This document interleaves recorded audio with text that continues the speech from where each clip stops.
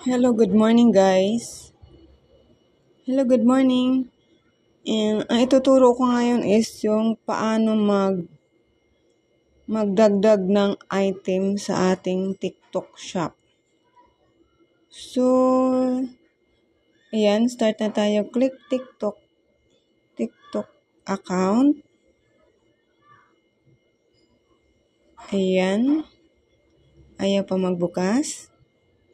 Tapos, click profile. Click yung profile, guys. So, ayan guys, nasa profile na tayo sa ating TikTok shop. Tapos, TikTok Shop Creator Center. Ayan. Click natin yan guys. Click pa rin yung arrow. Tapos, scroll down. Hanapin natin product marketplace. Kasi maghanap tayo ng product na i-add natin sa ating TikTok shop. So, product marketplace, click natin yan guys. Ayan.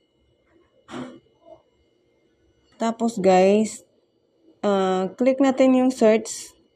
Search natin example na product.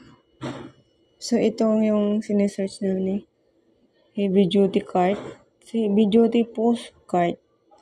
So lalabas ngayon dyan yung mga heavy duty post cart. So, meron siyang 2 to 400 grams capacity, which is 999. Meron din siyang 150 kilogram capacity, which is 11. Na-click natin. Tapos, scroll down natin sa baba. Ayan guys, yung mga postcard lahat yan. Mamili tayo kung alin natin ang i-add dyan. Pero may napili ako dito guys yung Real M 1,000 kilogram hand trucks postcard. So, add natin. Click add. Get sample. But get sample.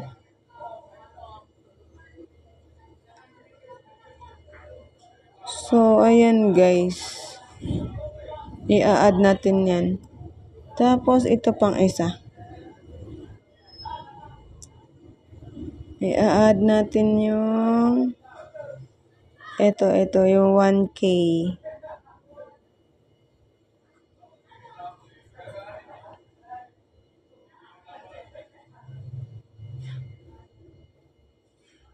Tapos, scroll down. Add natin to.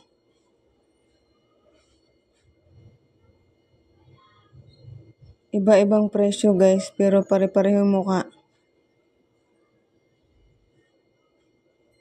Sa iba-ibang iba-ibang store.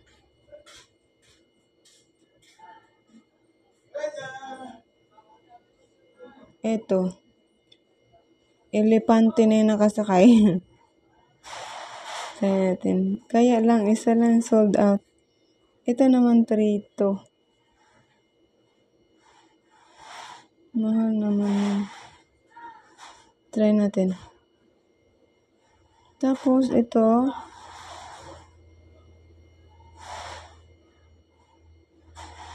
Yung iba wala pang benta. Ito, i-add ko to guys kasi need ko to So, need ko talaga yung postcard kapag Let's get samples.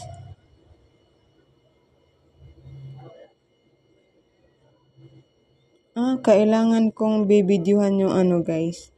Tapos, get sample. So, ayan lang guys. Tapos, ganun lang pag mag-add. Tapos, back tayo doon sa ating shop. Click pa rin yung back. Ayan na guys. Tingnan natin kung nandyan na sila. Nandyan na sila sa ating TikTok Shop Creator Center. So, ayan dyan na sila guys. Wait lang. Ganun lang kadali mag-add sa ating TikTok shop account.